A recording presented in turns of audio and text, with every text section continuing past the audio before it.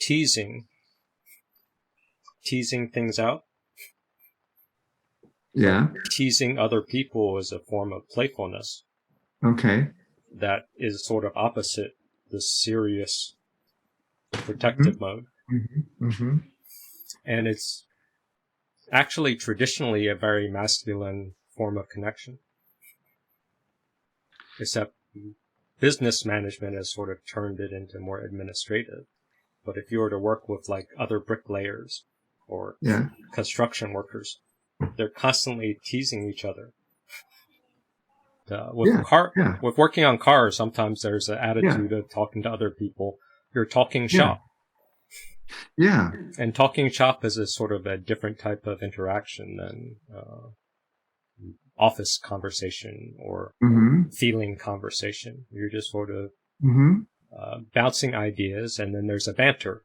So there's a playful banter that's maybe traditionally more masculine. Well, it's an argument that society is sort of lacking role models for this sort of masculine banter. Traditionally, I think it was called roughhousing.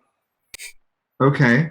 So, teenage boys or young boys, they would wrestle with each other or wrestle with dad. Yes. And that wrestling was a way of testing strength, but also learning how to physically banter and psychologically banter to feel out where you are, to see how far you can push the edge, to see and this sort of teasing between each other is a playfulness that maybe men can hold more than women.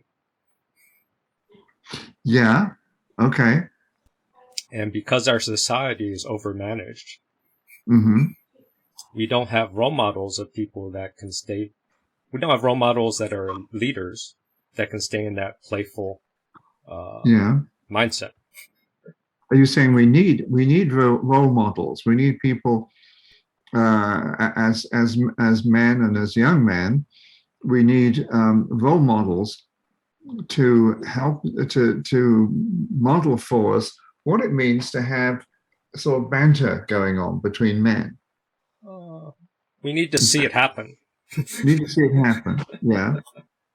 We need to allow space for that. We need spaces where we can banter more. I think there's another term.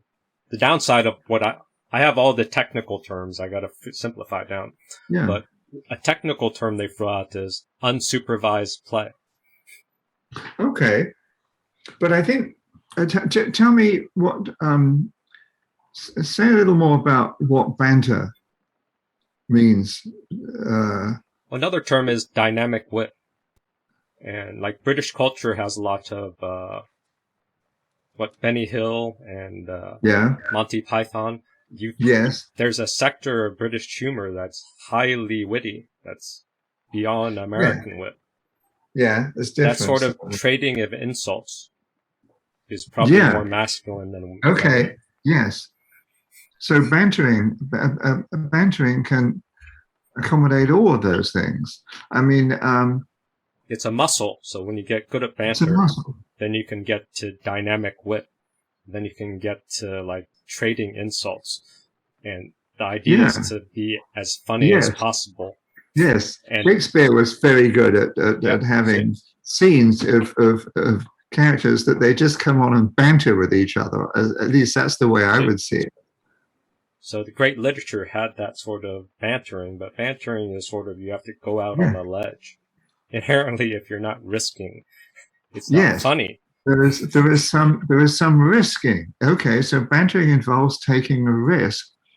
Can you say more about what it would do for us if we had more bantering in our lives? It sort of gives body to interactions. Yeah. So there's an argument we can feel when we go too mental. But when there's banter, you can sort of flesh out. You can feel yourself in the other person with some banter or flirting. Without that sort of teasing back and forth to sense out the other person, to be risky, to be on the edge. Yeah. We lose connection.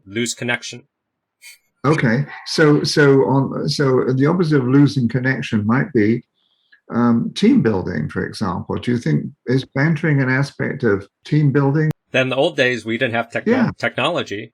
So people spent tons of time preparing meals together, and they were bantering in a feminine way.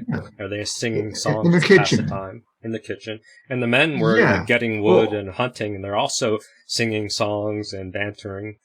Because there's lots of times that you have to spend just doing rote, boring life survival issues. Now we're just ordering on cell phones, so we don't have that hangout time to sort of banter, use our creativity to do team building or tribal bonding. Yeah. Okay. I like this. I think we need to pursue this line of thought, or at least I would like to. So are you thinking that for some of the people in your Saturday group that you run would developing some comfort and skill at bantering be something that would be positive for them? And also I want to ask, is this something that would be positive for you to do more bantering? I'm sort of a natural tease, but society, other people have to give me room to tease. Otherwise, they'll take it personal. Okay. So with my Zoom groups, a neocon is someone who was new. At the first time, he was saying he was serious, so I was teasing him. I was using him as a hot seat, for an example, and I gave an off comment of saying, I'm going to try to make you cry. He took it personal. Or he told me yesterday he took it personal at the first meeting, where he got angry that he took it serious. Okay. But after coming to multiple meetings, he now realizes it was teasing. So you got to see through his initial guardedness. Okay. To see it was banter. It's trying to push. So it was creating an opportunity for him. It was an invitation for him to try a different sort of behavior. Yes. To evoke a part of us that's not awakened in our overmanaged society. Okay. To pull that playful child out of him, the mischievous trickster, trying to get his trickster out. So, and that's how you build boundaries. So in my group, our mental health, they constantly obsess about building boundaries, setting boundaries. What's the connection between bantering and building boundaries? When you banter, you give the boundaries flesh. You actually feel out how far you can go. You feel out when you went too far, and you feel out when you didn't go far enough. Because if you don't go far enough, it's not funny. It's not risky. There's no life in the banter. You have to be at that sweet spot of trickster. Okay. Because it's not just you. If you're meeting a new person, you're trying to play a trick. If the trick is too embarrassing, you've gone too far. Yes. You have to slowly build up for that person's capacity. Is bantering a way of playing the edge? You could frame it that way, yeah. Just like music, if you can play it safe, or you can play at the edge of your skill. Yes. Or you can jump too far and you break something, so you got... Yeah, right. So that's right. You could try playing a piece too fast, and if you can just about get through it, it might be exciting. But if you can't get through it, it could be just embarrassing. It could be. Then you can make that work too. If you're good at banter, you could turn that into you can even turn embarrassment around. Yes, that's a skill that maybe we're lacking. Interesting. What I'm hearing in this conversation is that you are exploring something that focuses, at least for me, it focuses around this particular word, which is very evocative. And I feel like I know what bantering is when I see it, but I'm not sure if I can always explain it accurately. And it's so interesting. It's like, for example, flirting, which is another kind of bantering between the sexes as opposed to men with men. Yes, I think you're absolutely right. You're on the money here. That it's a skill, bantering, flirting, negotiating. These are all life skills that need practicing to develop the muscle.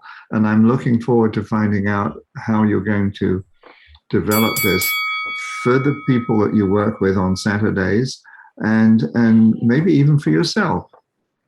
Ooh. Is that a?